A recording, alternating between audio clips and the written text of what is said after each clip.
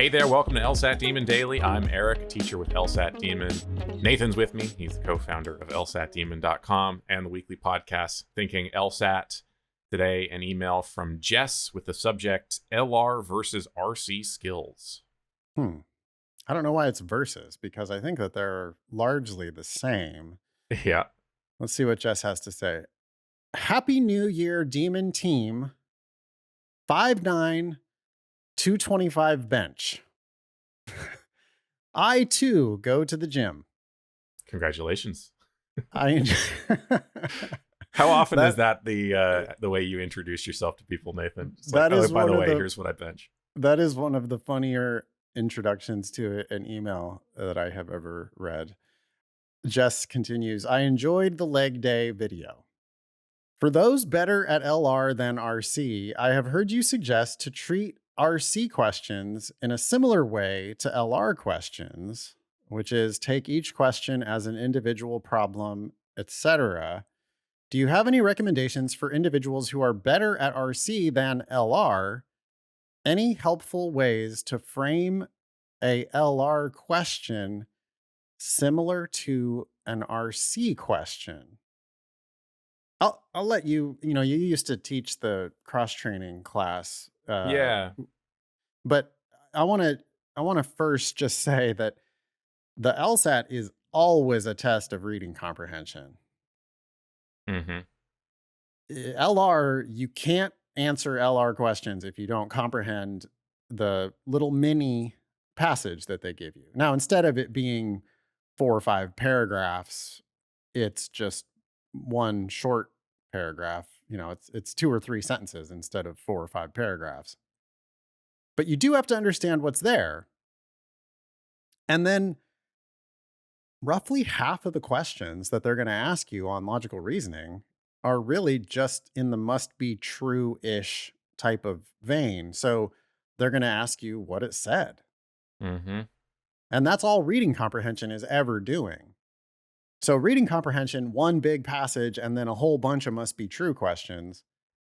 LR, one shorter passage, and then one very frequently must be true question.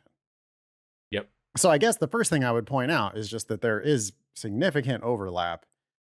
Even just in question types, the questions that you see on LR are roughly 50% exactly the same questions that you're going to see on reading comp. Mm-hmm.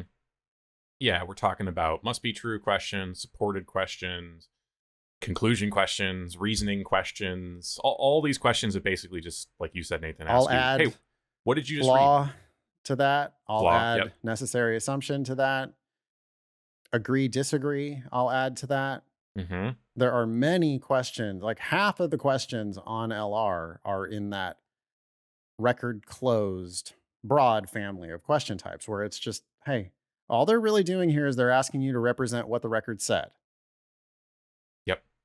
And now there's another family of questions where things get a little different, and they, every once in a while on reading comp, they ask you a strengthen question or a weaken question.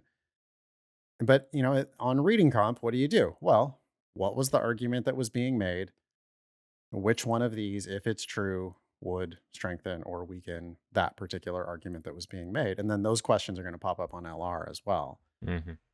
I've never met anybody who in the long run is better at RC than they are at LR. I just don't think that really exists, because if you can read well enough to answer the reading comprehension questions, then eventually you can learn how to do LR. I don't know. Yeah. What did you say in your cross-training days when you were trying to get people to take their reading comprehension skills to logical reasoning? Well, we talked to certainly what you were talking about, remembering that many of the questions in logical reasoning are just going to be some version of a must be true, which is all of RC. It's just asking, hey, what did you just read? Yep. Can you tell me what you just read? Yep. And that's a lot of it on logical reasoning with those particular question types.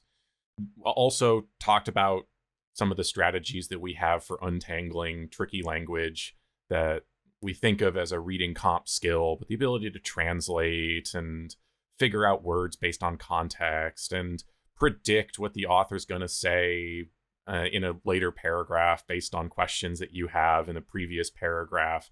Basically, just following the flow of the story that the author is telling. So there's a lot of that. The other thing that I wanted that came to mind, and this was based on an interaction I had in a class the other night, was the idea that logical reasoning is not more structured or formulaic than reading comprehension. I think many students have this idea that I think that many students read a little more intuitively in reading comp because it just feels like a normal thing that they're reading. Like, oh, this is a passage I've read internet articles and news articles before. And then they get to logical reasoning and they're thinking in terms of premises and intermediate conclusions and conditional language and all sorts of jargon. Yeah. They also might be reading the question first in logical reasoning, which is something that we don't teach. Hardly anybody does that on reading comp. I mean, I have heard of people trying to do that, which is beyond stupid. Reading the questions first on reading comp is a terrible strategy, but reading the questions first on LR is also a terrible strategy. So for Jess, if you're panicking about LR, it could be because you're getting so caught up in question types, or it could be because you're getting so caught up, as Erik was saying, you're getting so caught up in premises and conclusions and flaws. And instead, you really just need to focus on understanding. I mean, remember that like it's only half the time where they're even making an argument, right? I'm sure you've had this before where students will be like, well, the first thing that I do on LR is I find the flaw. And it's like, whoa, hold on a second, because if there is one, they might not even be making an argument. Yeah. And if they are making an argument, it could possibly be a valid argument. That doesn't happen all the time, but it happens from time to time. Or the argument could just be incomplete, not outright flawed. So like if you're going in thinking that there's always going to be a flawed argument on every question on LR, wow, you're going to be making LR really hard for yourself. It's more like, I mean, it's always just comprehend the damn passage first. So, yeah. What's it say? Are they making an argument or is it just a set of facts? If they're making an argument, what do you think about it? Is it a good argument? Is it an incomplete argument or is it an outright flawed argument? But then go on to the question. Yeah. And all of that analysis can happen in a very common sense way. Thinking of this as a human being. I think that's probably the big thing that I want you to take away. If you're good at RC, it's because you recognize that there's a human being that has written this and they have an agenda and they're trying to tell you something. And you don't get lost in the sauce. You don't lose sight of the forest for the trees. You're not trying to memorize every detail in the passage. You're just saying, what's your point here? Yeah. What does this human being think that they also want me to think? Yeah. And you got to treat logical reasoning the same way, even though it might feel more formal. But it's not. It's not. Yeah. People make it overly formal, right? So I think we're getting at something here that might be really helpful to Jess.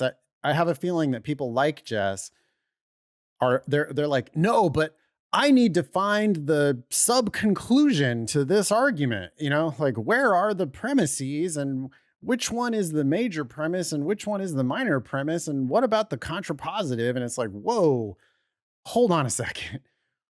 What did they say? What do they want? What's their point? What's going on here? Do they even have a point or is it just a set of facts? If it's just fun facts, then they're probably about to ask you, hey, what did it say in those facts? Mm-hmm. Now, if there is an argument, okay, fine. What part of what they said is meant to be support for what's their point, which is what's their conclusion? And, you know, without getting all into the technicalities of calling things premises and sub-conclusions and all that, it's just like, no. Part of it is evidence. Part of it is what they're trying to conclude based on that evidence. Mm-hmm. What do they think and why did they think it? And what do you think about that? Yes. And if you can come up with a common sense a question to ask It doesn't have to be like you are confusing correlation for causation. Sometimes that's what your reaction is going to be. But many other times your reaction is going to be, well, I guess I would want to know XYZ.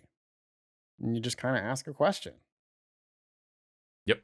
Believe it or not, that's probably the answer, or that's going to lead you to the correct answer to this logical reasoning question. If they are doing reasoning, and if you can come up with a common sense just question to ask them about their reasoning, you're probably already 90% of the way there. Email daily@lsatdemon.com if you'd like to ask us a question or share some LSAT or law school admissions news. Thanks for listening.